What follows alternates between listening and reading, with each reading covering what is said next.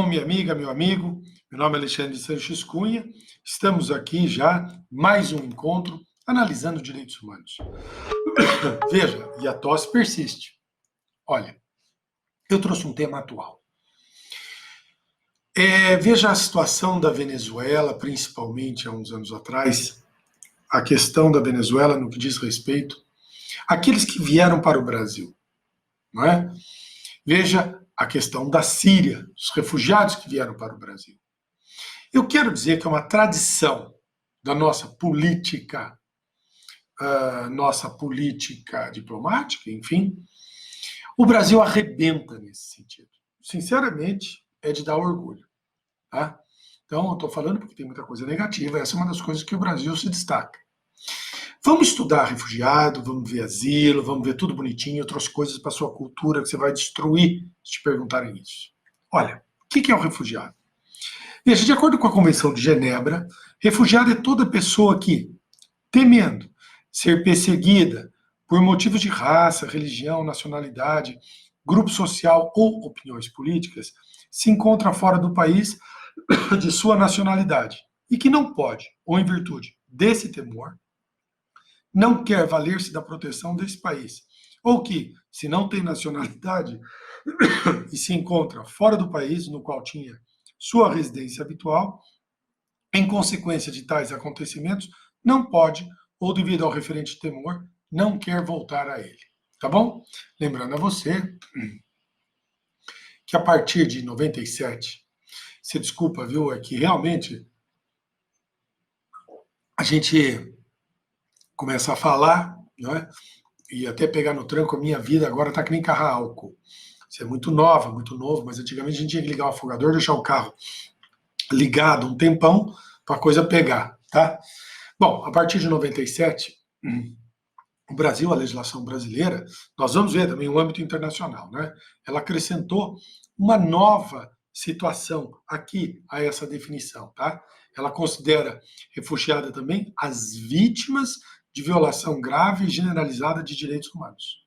Então, o Brasil acrescentou Lei 9474 de 97. Vamos analisar? Veja, diz o seguinte: primeiro, será reconhecido como refugiado todo indivíduo que, 1. Devido a fundados temores de perseguição por motivos de raça, religião, nacionalidade, grupo social ou opiniões políticas encontra-se fora de seu país de nacionalidade, não possa ou não queira acolher-se à proteção desse país. 2. Nós já vimos, não tendo nacionalidade, estando fora do país, onde antes teve sua residência habitual, não possa ou não queira regressar a ele em função das circunstâncias descritas no inciso anterior. E daí vem, 3. Devido à grave e generalizada violação de direitos humanos, é obrigado a deixar seu país de nacionalidade para buscar refúgio em outro país. Legal? Claro, você vai ver também no espectro internacional. Mas vejam como o Brasil está bem. Então veja, assim, refugiados são indivíduos reconhecidos. Primeiro, você vai ver pela Convenção de 51, relativa ao Estatuto dos Refugiados, pelo seu protocolo de 67, pela Convenção da Organização da Unidade Africana, que rege os aspectos específicos dos problemas dos refugiados na África, reconhecidos de acordo com o Estatuto da Acnur, que receberam formas complementares de proteção ou que gozam de proteção temporária. Presta bem atenção. Esses são os nortes que você efetivamente vai se guiar, tá bom? Bom, antes da gente entrar no assunto, eu gosto sempre de trazer cultura geral, arrebentar. Eu não sei se você já ouviu falar disso, extremamente importante, não é? O passaporte Nansen, já ouviu falar? Veja, vamos falar um pouco de história, cultura geral, para a gente arrebentar. Nascido na Noruega em 1881, sinceramente, me desculpem, eu morei na Holanda e tudo, mas a Escandinávia tem nomes que merecem atenção, tá? Óbvio que nós vamos falar de Nansen, que, sinceramente, olha que eu entendo um pouco de holandês, não consigo pronunciar o primeiro, realmente, mas vamos lá. Nascido na Noruega, o Nansen se destacou como cientista, explorador, diplomata e humanitário. E hoje a sua coragem e compaixão continua sendo uma inspiração para milhões de pessoas, né? Ele é conhecido pelo trabalho pioneiro, visionário que esse cara desempenhou em nome dos refugiados. Porque enquanto a Europa tentava lá se reconstruir depois da Primeira Guerra Mundial, ele dirigiu a primeira grande operação humanitária da Liga das Nações, tá bom? Olha aí, antes da ONU, que construiu na repatriação de praticamente 500 mil de prisioneiros de guerra. Muito legal esse cara. Né? Você vê que tem pessoas que dá até vergonha depois de encontrar Deus, delas encontrarem, né? Que Deus vai olhar para a gente e falar, ixi. Bom, mas enfim, é importante você saber, olha aí, mais uma coisa que eu acho importante. Ah, e a Liga das Nações fracassou. Será que fracassou? Olha, até virar a ONU, olha o trabalho pioneiro desses indivíduos, pô. Então, olha aí, o Nansen serviu como primeiro alto comissariado para refugiados da Liga das Nações, tá vendo? Além de ter ajudado centenas de milhares de refugiados a voltar para casa, seus esforços permitiram que muitos outros se tornassem residentes legais e achassem trabalho naqueles países onde ele encontraram refúgio. Então, quando a fome, inclusive, eclodiu na Rússia em 21 e 22, ele organizou um programa de ajuda para milhões de vítimas. E por isso, ele inclusive ganhou o Prêmio Nobel da Paz de 1922. Olha que legal. Tá vendo? Estudar direitos humanos assim é gostoso, não é? Porque você acaba solidificando temas que você olha e fala, ah, Alexandre, é de arrebentar. Então, olha aí, como vimos, veja, no Brasil, o mecanismo do refúgio é regido pela Lei 9474 de 97. E eu vou aprofundá-la pra caramba com você. Que estabelece o procedimento para a determinação, cessação e perda da condição de refugiado, os direitos e deveres dos solicitantes de refúgio, refugiados e as soluções duradouras para aquela população, ok? Então, vamos arrebentar, entrar em questões bastante conceituais, porque eu quero que você vá munida, claro, dos aspectos principais disso, quero que você vá munida para uma prova que venha te encher a paciência nesse sentido. Veja, a lei brasileira de refúgio considera como refugiado todo indivíduo que sai de seu país de origem devido a fundados temores de perseguição, como vimos, por motivo de raça, religião, nacionalidade, grupo social ou opiniões políticas imputadas ou devido a uma situação de grave e generalizada violação de direitos humanos no seu país de origem. Então, se considera que uma pessoa é perseguida quando seus direitos humanos tenham sido gravemente violados ou estão em risco de ser violados. Isso pode acontecer, por exemplo, quando a vida, a liberdade ou a integridade física da pessoa corria sério risco, não é, no seu país. Então, todos os pedidos de refúgio no Brasil são decididos pelo Comitê Nacional para Refugiados, CONARE, órgão vinculado ao Ministério da Justiça, e você vai ver o importante desempenho que o ministro da Justiça desempenha aqui, portanto, e composto por representantes do Ministério da Justiça, do Ministério das Relações Exteriores, como é óbvio, do Ministério do Trabalho, do Ministério da Saúde, do Ministério da Educação, Departamento da Polícia Federal e de organização da sociedade civil, dedicadas à atividade de assistência, integração local e proteção dos refugiados no Brasil. Ok? Então vamos dar uma analisada na competência do CONARE, tá? Com muita calma, muita tranquilidade, você pega um café, pondo pausa, anotando, grifando. Quero que, na hora que acabar isso aqui, se arrebente. Então veja. O artigo 12 destaca que compete ao CONARE, em consonância com a Convenção sobre o Estatuto dos Refugiados, o diploma internacional de 51, que norteou, inclusive, a nossa lei, com o protocolo de 67, com os demais fontes de direito internacional dos refugiados. Então vamos lá. 1. Analisar o pedido e declarar o reconhecimento em primeira instância da condição de refugiado. 2. Decidir a cessação em primeira instância, ex officio ou mediante requerimento das autoridades competentes da condição de refugiado. 3. Determinar a perda em primeira instância, olha aí, primeira instância, da condição de refugiado. Orientar e coordenar as ações necessárias à eficácia da proteção, assistência e apoio jurídico aos refugiados. E aprovar instruções normativas esclarecedoras à execução dessa lei. Eu vou trazer uma questão no final, e você vai ver por que às vezes eu estou dando ênfase, né? O Alexandre está ficando louco lá? Não. Você vai entender no final, nós vamos fazer uma questão. E uma questão que eu vou também entrar bastante na lei, e aí, a hora que você puser fim, você vai falar, arrebentamos. Veja, muita atenção. Eu quero que você lembre que o Alto Comissariado das Nações Unidas, a Acnur, e a Defensoria Pública da União, portanto a DPU, tem assento no CONARE. Você vai ver comigo aqui. Eles têm assento lá. Então fiscalizam, inclusive. Hein?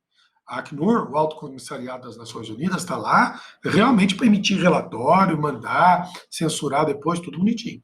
Eles, de fato, a DPU também tem assento no CONARE, com direito à voz. Eles vão ter direito à voz. Porém, eles não têm direito efetivo ao voto. Tem direito à voz, não tem direito ao voto. Vamos analisar? Veja, o CONARE será constituído por um representante do Ministério da Justiça, que o presidirá. Então, você vê a importância aqui do Ministério da Justiça e do próprio ministro. Um representante do Ministério das Relações Exteriores, um representante do Ministério do Trabalho, um representante do Ministério da Saúde, um representante do Ministério da Educação e do Desporto, um representante do Departamento de Polícia Federal. E olha lá, um representante, desculpe, de organização não governamental que se dedique a atividades de assistência e proteção dos refugiados no país. Muito legal. Então você percebe aqui uma questão de transparência. Veja, aqui nós vamos ser fiscalizados por vários órgãos, no fundo, inclusive as ONGs, que costumam ser extremamente independentes. Nós vimos já o papel delas, não é? Mostrei que elas têm um papel fundamental no que diz respeito aos direitos humanos, e veja aí, ela fiscalizando, destruindo, acho isso fenomenal. Então, o Alto Comissariado das Nações Unidas para Refugiados será sempre membro convidado para as reuniões com direito à voz, sem o voto. Continua. Os membros do CONARE serão designados pelo presidente da República mediante indicação dos órgãos e da entidade ou das entidades que o compõem. Parágrafo 3º. O CONARE terá um coordenador geral com a atribuição de preparar os processos de requerimento de refúgio e a pauta de reunião. Artigo 15. A participação do CONARE será considerada serviço relevante e não implicará remuneração de qualquer natureza ou espécie. Então, é gratuito, não é? O CONARE reunir-se-á com um quórum de 4 membros com o direito a voto, deliberando por maioria simples. Aí nós temos o parágrafo único. Em caso de empate, será considerado o voto decisivo do presidente do CONARE. Tá vendo? Então você viu aí sua competência, quem integra, não é? Bom, e como que nós vamos fazer para pedir o refúgio? Olha que interessante. Então você vê que são mecanismos muito interligados, a coisa não é uma avacalhação, né? E acima de tudo, nós temos a fiscalização. E a ONU presente no Brasil, eu vou te mostrar. Essa fiscalização é brutal. Por isso que no Brasil tem dado cartas nesse sentido, tá bom? Para solicitar o refúgio no Brasil, é preciso estar presente no território nacional. Qualquer momento após a sua chegada no Brasil, o estrangeiro que se considera vítima de perseguição em seu país de origem deve procurar uma delegacia da Polícia Federal ou autoridade migratória na fronteira e solicitar expressamente o refúgio para adquirir a proteção do governo brasileiro. Então, o que vai acontecer? Esse estrangeiro que solicita o refúgio no Brasil, obviamente, não é? Isso seria ridículo, ele não pode ser deportado para a fronteira do território onde esteja o país, que as suas liberdades, não é, de fato, estejam ameaçadas. Seria o contrassenso. Então anota isso é uma ressalva importante, tá? Vamos ver o artigo 7º. Ele diz assim: o estrangeiro que chegar ao território nacional poderá expressar a sua vontade de solicitar reconhecimento como refugiado a qualquer autoridade migratória que se encontre na fronteira, a qual lhe proporcionará as informações necessárias quanto ao procedimento cabível. Então aí vem, parágrafo 1º. Em hipótese alguma será efetuada sua deportação para a fronteira de território em que sua vida ou liberdade esteja ameaçada, em virtude daí, de raça, religião, nacionalidade, grupo social ou opinião pública. Então, isso é óbvio, tá? Então, mas aí nós temos algumas questões a ser consideradas. Veja comigo. Diz o seguinte: o benefício previsto neste artigo não poderá ser invocado por refugiado considerado perigoso para a segurança do Brasil. Então faz de conta que um membro do IRA, que agora é o Sinn Féin, né, foi legalizado partido político na Irlanda, viesse para o Brasil, perseguido pela Inglaterra ou até mesmo pela ala protestante da Irlanda, e viesse a pedir o asilo. Nós teríamos um grande problema. Por quê? O problema é que está lá no artigo 4º que o Brasil repudia o terrorismo e o racismo. Ele seria considerado terrorista. A grande questão, eu tenho certeza que muitos alunos devem estar pensando assim: Alexandre, quem considera terrorista? Essa é a crítica. Essa é a crítica. De fato, o terrorismo tem sido rotulado como tal por aqueles 5 que compõem o Conselho de Segurança da ONU. E necessariamente há sempre uma forte política articulada, inclusive dentro da ONU, por parte dos Estados Unidos da América. Então, isso é uma questão muito sensível e nós temos que ver até que ponto o Brasil adere a que determinada entidade terrorista seja conclamada como tal. Mas você vê como o artigo 4º está lá interligado, não é? Olha que brutal isso que você está aprendendo. Vamos lá. Então, o beneficiário previsto nesse artigo, o benefício, não poderá ser invocado por refugiado considerado perigoso para a segurança do Brasil. E aí, o artigo 8º, o ingresso irregular no território nacional não constitui, grifa, impedimento para o estrangeiro solicitar refúgio às autoridades competentes. Porque às vezes o cara veio fugido, só Deus sabe como, não é? Ele corre para o Brasil, de fato, arrebentando fronteiras para buscar, como é óbvio, um porto seguro. Mas vamos dar uma olhada agora no artigo 3º, que vai incidir naquela questão que eu vou te passar no final. Veja, não se beneficiarão da condição de refugiados os indivíduos. Então, esses não terão direitos. Aqueles que já desfrutam de proteção ou assistência por parte de organismo ou instituição das Nações Unidas, que não o Alto Comissário das Nações Unidas para os Refugiados. Sejam residentes no território nacional e tenham direitos e obrigações relacionados com a condição de brasileiro nacional. E você lembra que nós tivemos aí já problemas diplomáticos com isso. Tenham cometido crimes contra a paz, crimes de guerra, crime contra a humanidade, crime hediondo, participado de atos terroristas ou tráfico de drogas, não é? Você viu que isso aí ajudou aquela decisão célebre, não é? Esse é um dos pontos, que são vários, do César Battisti, no Brasil, que em tese teria sido, ou não vamos entrar no mérito, um terrorista julgado assim pela Itália, né? Nós tivemos o Brasil indo e vindo em relação a esse indivíduo, tá? Causando, inclusive, muita insegurança jurídica, tanto no plano internacional como internacional. E 4, sejam considerados culpados de atos contrários aos fins e aos princípios das Nações Unidas, né? Então, olha aí, continuando. A autoridade a quem for apresentada a solicitação deverá ouvir o interessado e preparar um termo de declaração que deverá conter circunstâncias relativas à entrada no Brasil e as razões que fizeram ele deixar o país de origem. 10. A solicitação apresentada nas condições previstas nos artigos anteriores suspenderá qualquer procedimento administrativo ou criminal pela entrada irregular instaurada contra o peticionário e pessoas do seu grupo familiar que o acompanhem. Parágrafo 1º. Se a condição de refugiado for reconhecida, o procedimento será arquivado desde que demonstrado que a infração correspondente foi determinada pelos mesmos fatos que justificaram o reconhecimento. Para efeito do disposto no parágrafo anterior, a solicitação de refúgio e a decisão sobre a mesma deverão ser comunicadas à Polícia Federal, que as transmitirá ao órgão de tramitar o procedimento administrativo ou criminal. Então você vê como isso é muito bem fechado, não é? Claro que o Brasil, para fazer isso, teve articulação externa, não é? Tanto é que olha como funciona. Olha por que nós somos fiscalizados. Olha por que a coisa articula por bem, graças a Deus. Veja, a ONU, a Agência da ONU para Refugiados no Brasil, ela tem aqui uma agência. Você viu? Ela senta, ela fiscaliza. Graças a Deus. O seu escritório central em Brasília, e ela tem também unidades descentralizadas em São Paulo, Manaus e Boa Vista, né? Então, essa agência, atua em cooperação, com o CONARE, em coordenação também com o governo federal, com o governo estadual, governo municipal, ou o caso dos venezuelanos, não é? Todos tendo problema com o governo daquele respectivo estado que fazia fronteira, além de outras instâncias, como é óbvio, do poder público.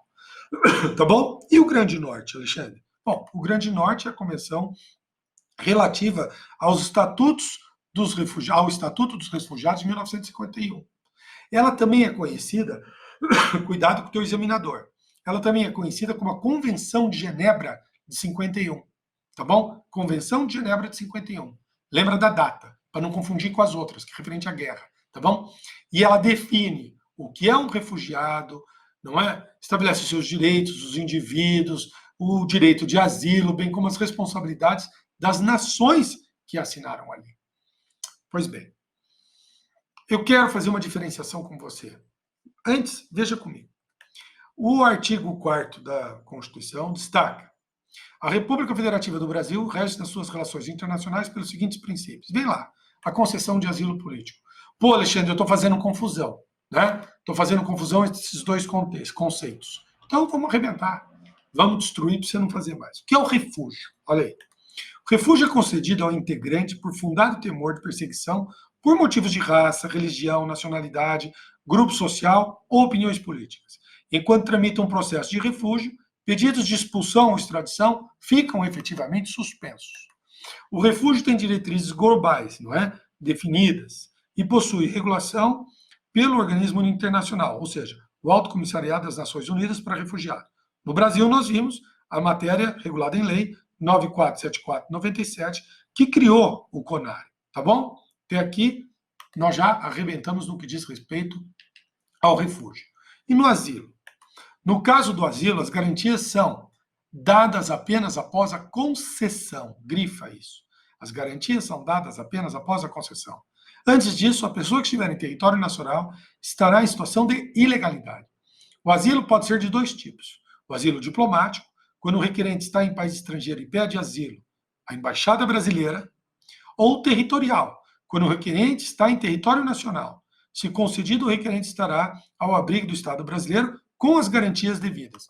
Veja, você viu há pouco tempo atrás o Assange correndo para uma embaixada, que não foi a nossa, né? O conceito jurídico de asilo na América Latina é originário do Tratado de Direito Penal Internacional de Montevidéu, 1889, que dedica um capítulo ao tema. Grifa isso, tá? Ninguém fala. Inúmeras outras convenções ocorreram no continente sobre o asilo, tal como a Convenção do Asilo, assinada na 6ª Conferência Pan-Americana em Havana, dentre outros. O asilo diplomático é instituído, característico, portanto, da América Latina. Legal? Tranquilo? Então, quanta coisa nova. Eu tenho certeza que você, muita coisa que viu comigo a fundo aqui, não conhecia. Vamos arrebentar? Vê essa questão. Considerando-se, então, a Lei 9474/97, que define os mecanismos para a implementação do Estatuto dos Refugiados de 1951 no Brasil, vamos lá. A. Não se beneficiarão da condição de refugiado os indivíduos reincidentes em crimes contra o patrimônio público. A expedição da carteira de trabalho provisória somente ocorrerá após a decisão final do reconhecimento da condição de refugiado. A decisão negativa de reconhecimento da condição de refugiado não permite a interposição de recurso. Continua. A solicitação de refúgio não suspenderá o processo de extradição pendente em fase administrativa ou judicial, baseado nos fatos que fundamentaram a concessão de refúgio. E a decisão pelo reconhecimento da condição de refugiado será considerada ato declaratório e deverá ser devidamente fundamentada. Pois bem, a alternativa correta é, de fato, esta última. E, tá bom? Legal? Alexandre, vamos dar uma analisada a fundo nisso. Essa eu quero que, se te perguntarem, se arrebente. Por que não é a alternativa A? Você viu lá. Não se subbeneficiarão da condição de refugiados os indivíduos que, 3, tenham cometido crime contra a paz, crime de guerra, crime contra a humanidade, crime hediondo, participado de atos terroristas ou tráfico de drogas. Então, tá tranquilo aqui para você. Vai fazendo pausa, voltando, anotando. Você, a hora que fizer o fim, eu quero que você tome seu café e fale, dever cumprido. B. Por que não é? Recebida a solicitação de refúgio, o Departamento de Polícia Federal emitirá o protocolo em favor do solicitante e de seu grupo familiar que se encontra no território nacional, o qual autorizará a estada até a decisão final do processo. Aí o parágrafo 1º. Protocolo permitirá ao Ministério do Trabalho expedir carteira de trabalho provisória para o exercício de atividade remunerada no país. Aí, C. Por que não é? No caso de decisão negativa, essa deverá ser fundamentada na notificação ao solicitante, cabendo o direito de recurso civil ao ministro do Estado da Justiça, no prazo de 15 dias, contados do recebimento da notificação. Então, tranquilo. E por que não é D? A solicitação de refúgio suspenderá até decisão definitiva qualquer processo de extradição pendente em fase administrativa ou judicial, baseado nos fatos que fundamentaram a concessão desse refúgio. Pronto. Você destruiu os pontos principais. Ah, Alexandre, então por que a última é correta? Porque o artigo 26 destaca: a decisão pelo reconhecimento da condição de refugiado será considerada ato declaratório e deverá estar devidamente fundamentada. Pronto, você destruiu, não é? Põe pausa aqui agora, antes de avançarmos nessa aula, toma o seu café, consciente que se cair essas questões que a gente está indo a fundo, você tem inclusive cultura geral aí para destruir, tá bom? Até daqui a pouquinho.